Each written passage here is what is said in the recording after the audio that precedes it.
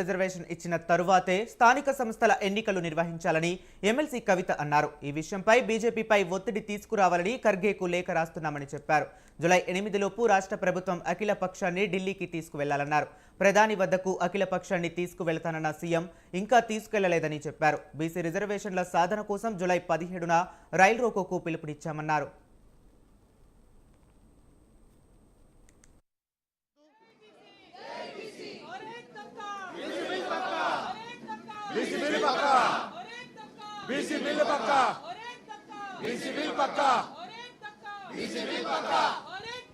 సోనియా గాంధీ గారు, రాహుల్ గాంధీ గారు, ప్రియాంక గాంధీ గారు, మల్లికార్జున్ ఖర్గే గారు వీళ్ళందరూ కూడా రాజ్యసభలో ఉన్నారు, లోక్సభలో ఉన్నారు.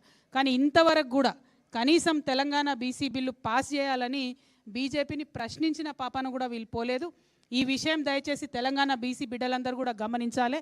ముఖ్యంగా కాంగ్రెస్ పార్టీలో ఉన్న బీసీ నాయకులను నేను రిక్వెస్ట్ చేస్తూ ఉన్నాను, మీరు ఫోర్స్ తీసుకురండి మీ ముఖ్యమంత్రి గారి మీద. ఢిల్లీకి అఖిలపక్షం తీసుకుపోమని అడగండి. ఇప్పుడు ఒక మంచి వాతావరణం ఉన్నది మన దగ్గర.